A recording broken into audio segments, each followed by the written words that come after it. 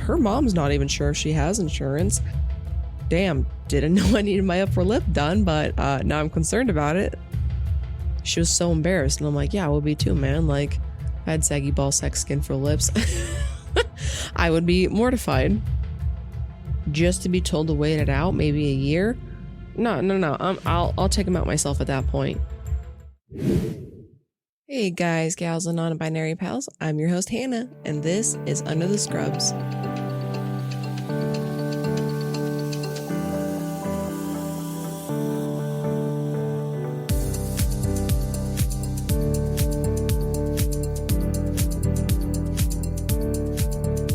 Oh, what a wild few weeks it's been. As you may have noticed, I didn't drop an episode last week. Your girl was having some health issues.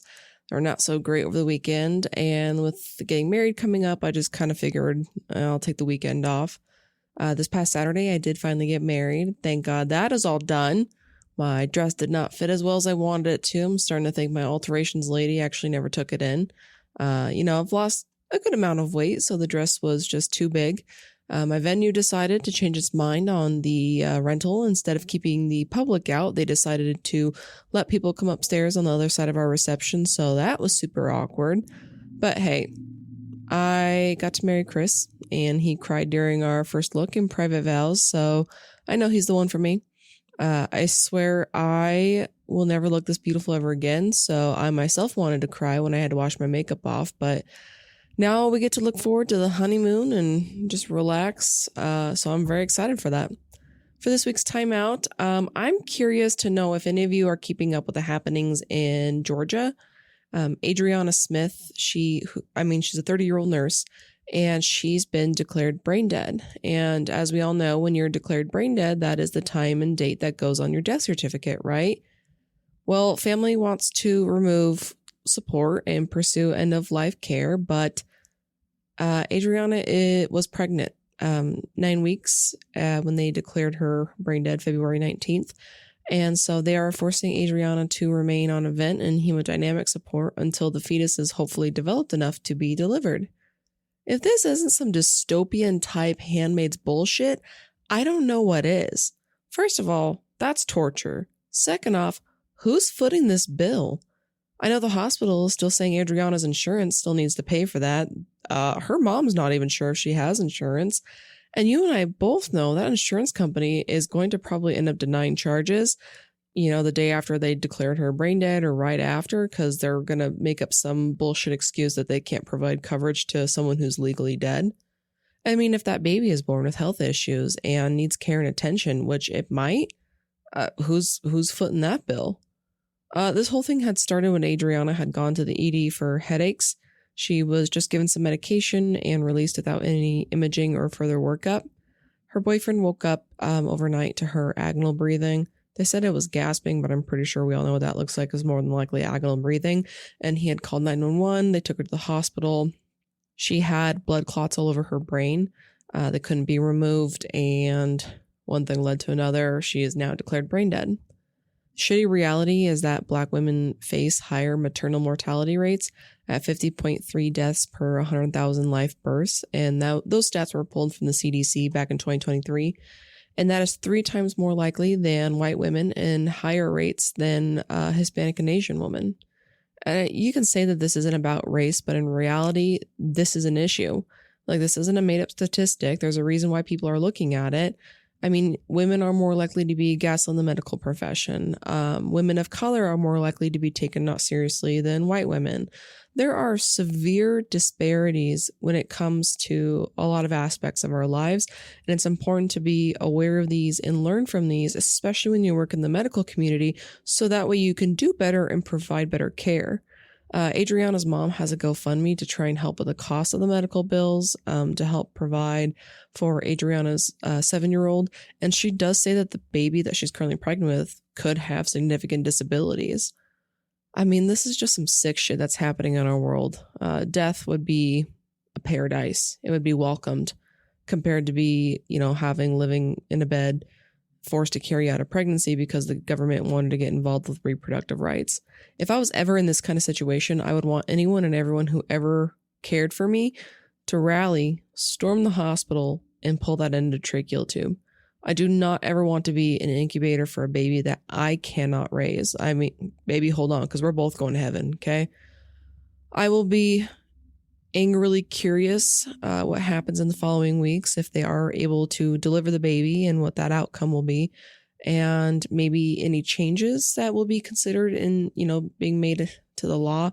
I doubt it, but I mean, this all to say is that Adriana really deserves to rest in peace rather than be tortured like that for the sake of a bitch-ass baby. This week's resources are Board Panda, PubMed, Art of Dermatology, American Board of Cosmetic Surgery, Aesthetic Surgery Journal, Policy B, Modern Beauty Con, American Board of Cosmetic Surgery, American Society of Plastic Surgeons, LA Times, Plastic and Reconstructive Surgery Journal of the American Society of Plastic Surgeons, and the American Board of Plastic Surgery. So this week we are talking about just like cosmetic surgery, medical aesthetics. I mean, this is a booming industry. This is offering the ability to change your appearance permanently or temporarily. You can fix an insecurity you have, and you think once you fix it, you will be more beautiful or you'll be better. To me, this kind of feels like a slippery slope industry that can go from wanting people to feel good about themselves to money-hungry individuals who are going to prey off of other people's insecurities. Like when you go get your eyebrows waxed and then they ask, do you want your upper lip done too? And you're like, damn, didn't know I needed my upper lip done, but now I'm concerned about it. Thanks, lady. And I have to be honest, I'm not knocking the industry. Maybe a little bit. This is an area that I participate in, right?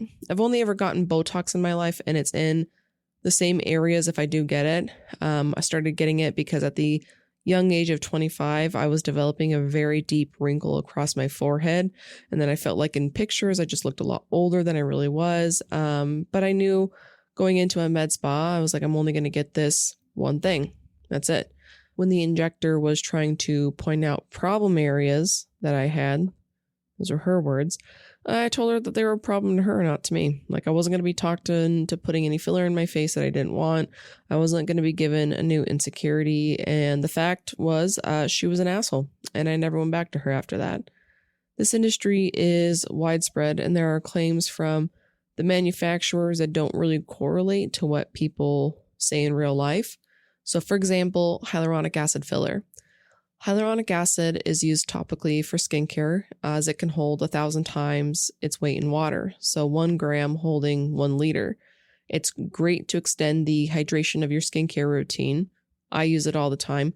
But what happens when that filler is used with hyaluronic acid and it's injected into your face?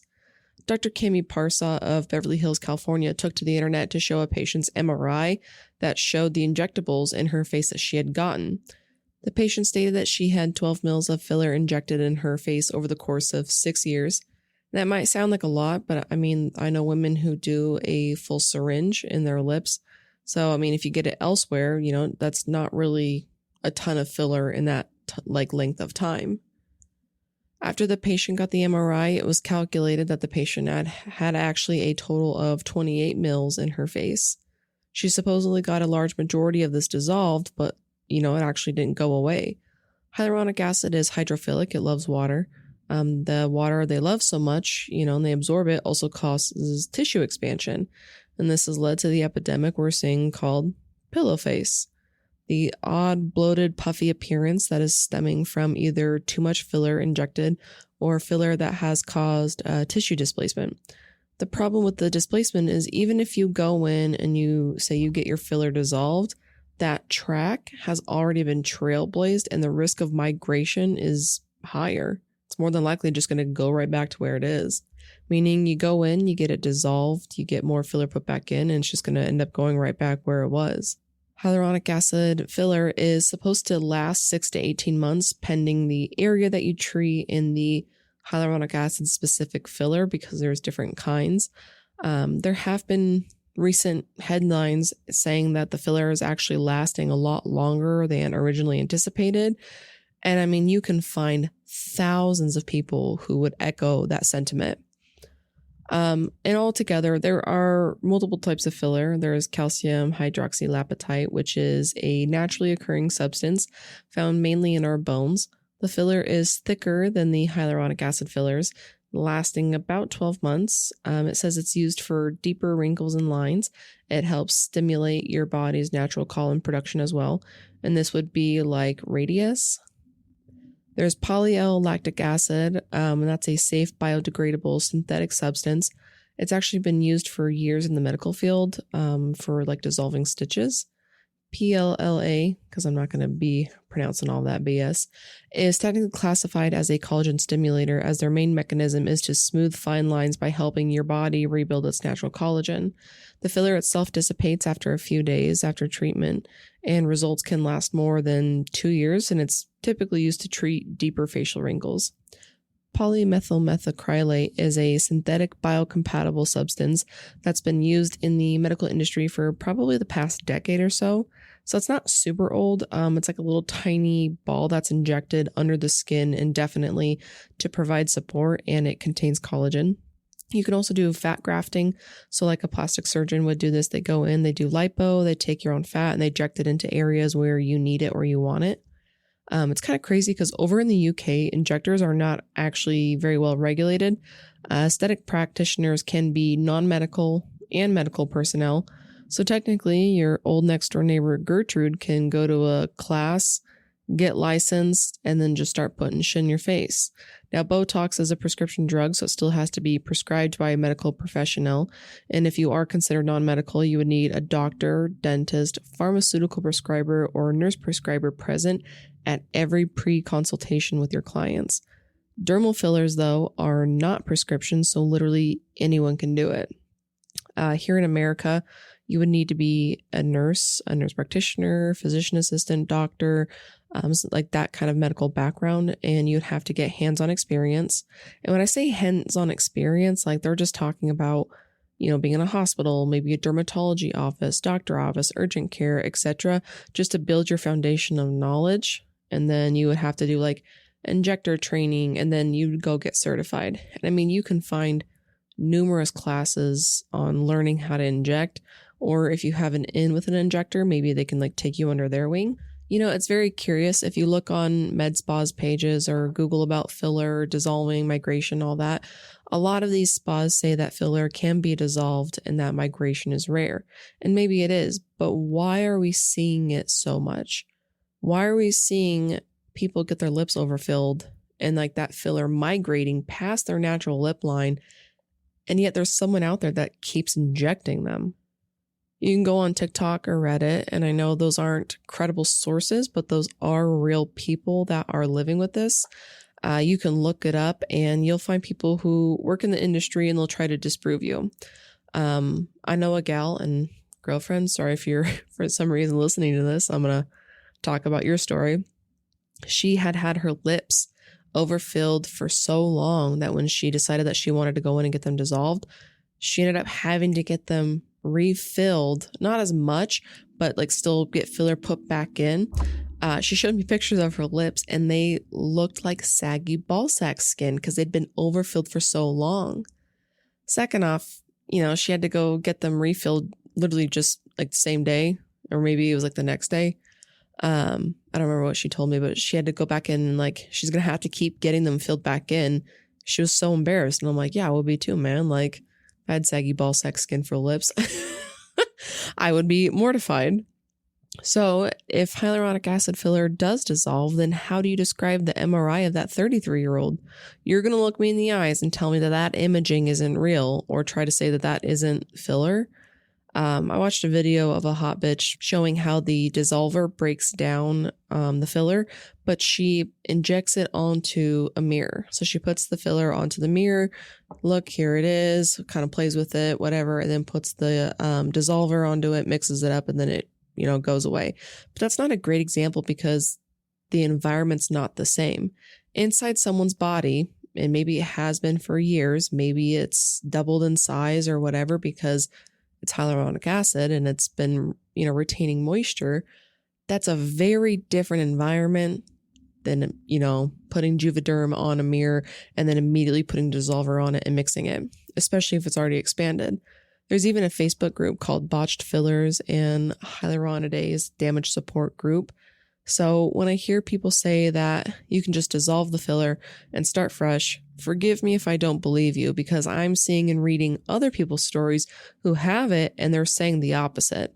When you say you had lip filler, tried getting it dissolved after a few years, and you can still physically feel it and show that it's still there, I'm going to believe you. And I said, I'll be honest, the only thing I could possibly see myself being interested in the future would like maybe be Sculptra. And I mean, it's been around for a lot longer. That's the calcium hydroxy, whatever, right? And two, it's not really a filler. It dissipates after a couple of days, and it's essentially helping your body stimulate its own collagen production. Results last a lot longer. I know it is way more expensive than hyaluronic acid filler. And from what I've heard, it's very painful. It's like little bee stings.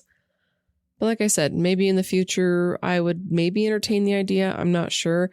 I'm more of I want to prevent this issue instead of trying to manage it later. So your girl's a very religious sunscreen applicator, and I invest heavily in my skincare. PDO threads. Those are something that I learned about when I first got Botox. I had never heard of it before, and just out of curiosity, Googled it. They are minimally invasive threads that dissolve, and they go under your skin, and they are placed and then they're pulled to tighten and lift saggy skin. So it's like a non-surgical facelift. The shitty part is they're really not that helpful. These threads have short-term usefulness, and results can really vary. One research article in 2019 said that the improvements to the face were no longer apparent after a year, and that the complication rate was 34%. Another research article said that the dissolvable PDO threads only exist so that manufacturers and physicians don't have to deal with legal issues that might arise from permanent threads. With the PDO threads, if there is inadvertent puckering of the skin, dimpling or denting, the patient can be reassured that the problem's going to dissolve, away, and that their face is going to return to normal. But I mean, if you're messing around with the face, you do this procedure, and I got puckering skin just to be told to wait it out, maybe a year. No. I'll take them out myself at that point. A plastic surgeon with 16 years of experience said that he noticed that longevity-wise, and younger patients that have sufficient face volume and thick skin get the best results, with it lasting between 3 to 4 years, where older patients with poor elasticity of the skin, low volume, and severe sagging skin may only benefit for like a year or two. But let's be real, young people aren't really getting this procedure. And what qualifies as young? 40s? 30s? 20s? Unfortunately, the surgeon doesn't clarify. If the PDO threads are too tight under your skin, causing the dimpling, they just take an 18 gauge needle and try to cut the wire by puncturing your skin. So now you just made a hole in my face with an 18 gauge needle. I'm sure that won't be noticeable. The downside to this episode, and I would love to get more transparent with these, is cost. I mean, all of the medical aesthetics and all that kind of stuff, it's going to vary city by city, state by state, spa by spa. I mean, you can Google it, but the range is insane. So I Googled it and it said a simple neck or jawline lift can cost anywhere between $800 to $1,000. A more comprehensive one could exceed $2,000. Parfair Medical Aesthetics says between $700 and $4,500, depending on, what I'd mentioned, like location and such. If you feel like your cheeks are too puffy naturally, and maybe you want that more snatched look and you want to stop relying on contour and makeup, you can opt to have the buccal fat removed from the inside of your cheek. And I mean, this started sweeping through Hollywood, and there were celebrities that were mentioning this procedure, and they were being open and honest about it, and it really got some traction. But in reality, that snatched chisel look doesn't last very long, and the ugly side of it's going to haunt you for the rest of your life. Because as we age, our faces naturally lose volume anyway. So if you're missing that buccal fat, your face is going to end up looking very gaunt and skeleton-like you're going to have these sunken cheeks. It's going to age your face prematurely. Microblading had its moment for a while. I'm not sure if it's still as prevalent anymore, but I remember 2014, 2015, I kept seeing more and more ads popping up all over the place for microblading, and I almost did it. I'm glad I ended up not. I get the appeal of having perfect eyebrows when you wake up and, they only need minimal attention, but the tattooing of your eyebrow is semi-permanent. Your error margin isn't wide, and very poorly executed microblading can result in misshapen brows. You can have discoloration or just really unnatural brows. As your skin ages, your eyebrows can become distorted and they can fade to unnatural colors like a gray or a blue tone. And then you got to pay money for like sessions of removal. You can also get your makeup tattooed as well, but it's kind of like the same thing. As it ages, it can be discolored, can look unnatural. And I think in the end, it really just starts to draw away from your natural beauty. Something that's pretty big that I just recently discussed with someone was the difference between a cosmetic surgeon and a plastic surgeon.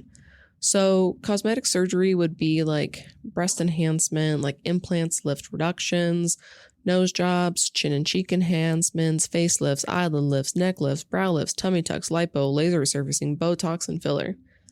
Think of it like trying to improve your overall aesthetic.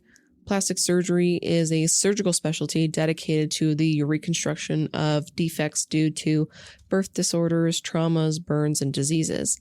It's intended to correct some kind of dysfunction of the body and is usually reconstructive in nature.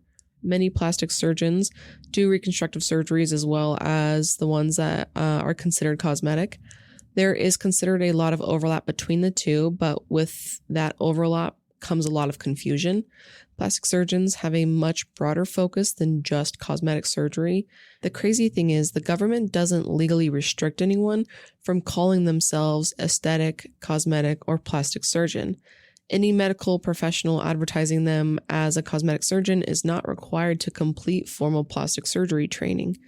And ensuring you go to a board-certified surgeon is even more important, not just for your safety, but also your outcome of whatever it is that you're doing.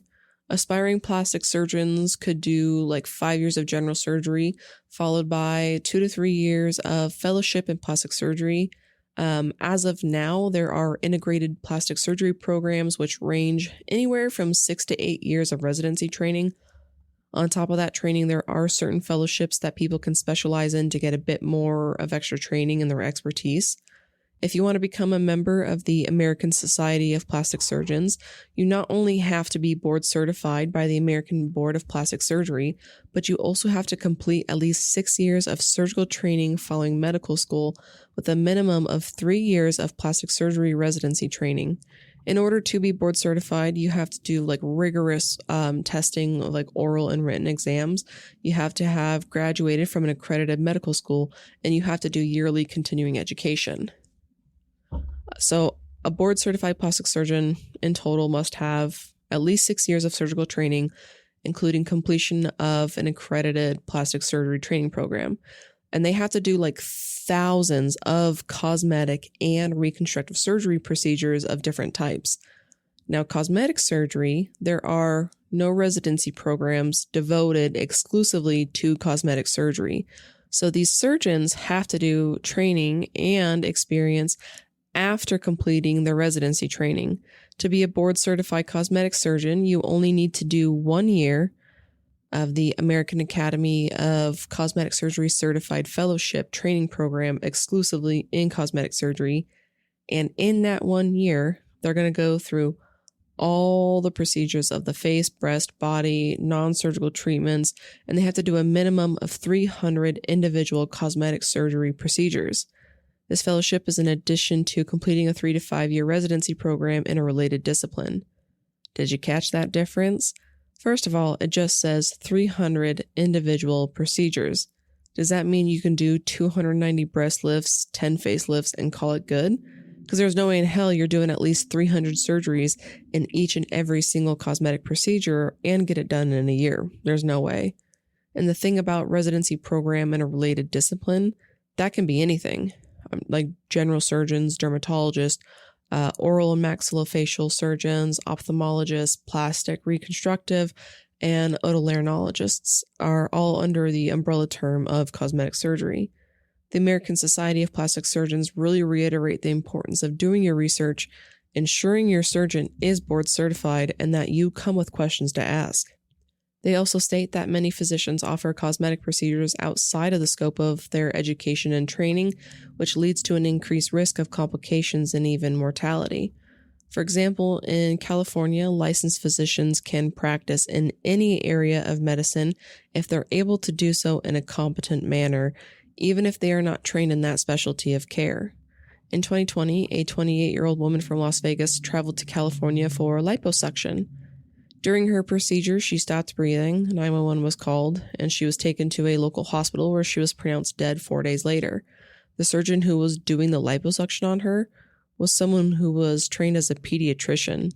He started offering cosmetic procedures starting in 2009, like with vein procedures like varicose veins, and then he started working his way up to breast augmentation and other procedures. A 43-year-old woman in Bakersfield, California died during her liposuction procedure, and her surgeon was initially trained in OB.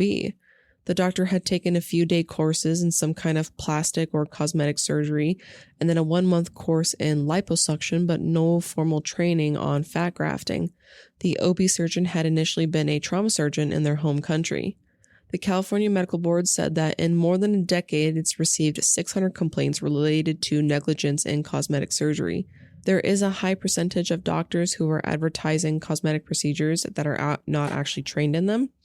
A lot of cosmetic and even plastic surgeons have their own outpatient surgery clinics, and that's because if you're doing surgery at a hospital, that surgeon's been vetted by the hospital. They, ensure that they're doing things within their scope of practice, and that your insurance can even check in on the person doing your surgery as well to ensure that the correct surgeon is cutting in you, for whatever issue you have. In a study published in the November issue of Plastic and Reconstructive Surgery, Brian C. Drolet of Vanderbilt University Medical Center there in Nashville, Tennessee, and colleagues reviewed online information to assess residency training history and advertised scope of practice for 342 ABCS certified physicians. And ABCS is the American Board of Cosmetic Surgery. So their training backgrounds revealed nearly 10% of ABCS's members were not even trained in a surgical discipline. According to that study, 62.6% of the ABCS advertised surgical operations beyond their scope of practice and the residency training. Specialties with the highest prevalence of practicing beyond the scope of training were internal medicine, general surgery, OBGYN, otolaryngology, dermatology, and oral and maxillofacial surgery, majority of them being general surgery. The most commonly offered out-of-scope procedures that were done were liposuction at 59.6%, abdominoplasty at 50%, breast augmentation at 49.7%, and really the butt stuff for butt augmentation at 36.5%. I recently had this conversation with someone as they were interested in a cosmetic procedure, and the way I tried to explain to them, I was like, you wouldn't want a labor and delivery nurse to be your ICU nurse. So you would much rather go to a plastic surgeon than a cosmetic surgeon. And I'll tell you what, the quote she got from a plastic surgeon and the cosmetic surgeon, there's only about $1,000 difference. The cosmetic surgeon treated her like her questions were like how you treat a dog that can jump through a hoop, right?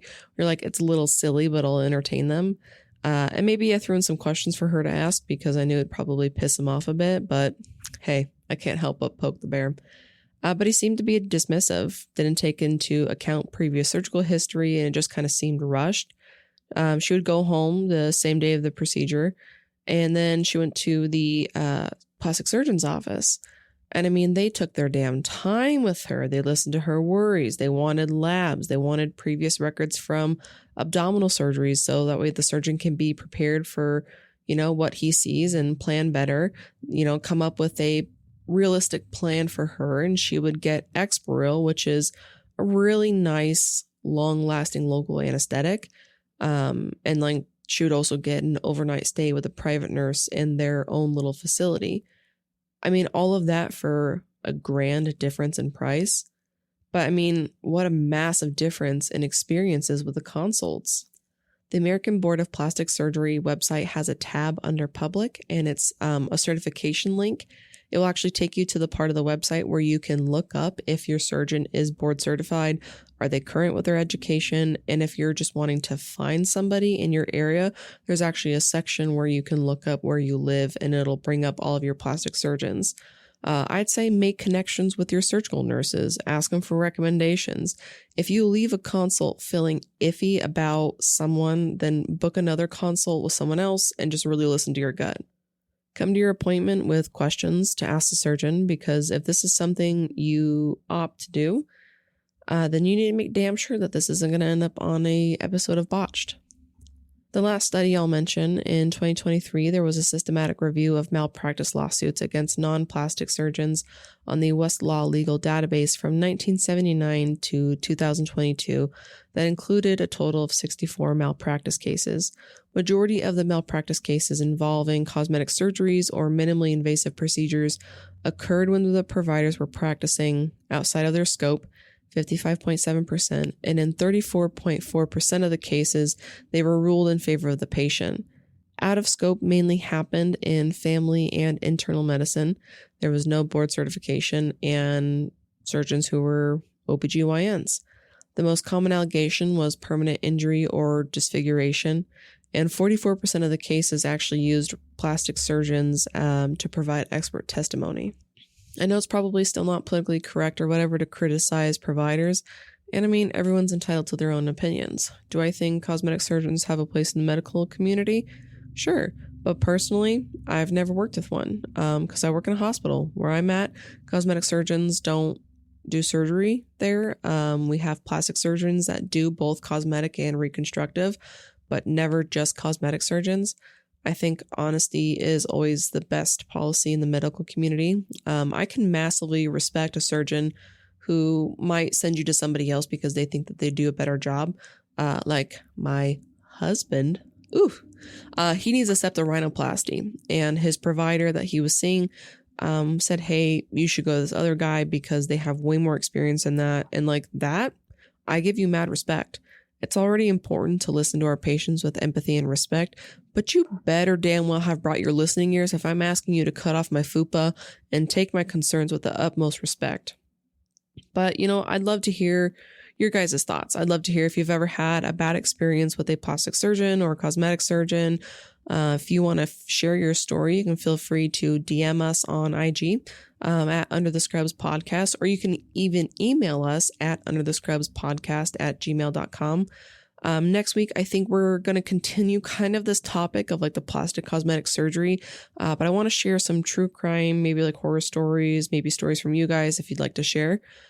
So yeah, look forward to that next Tuesday, and I will see you guys then. Okay, love you, bye.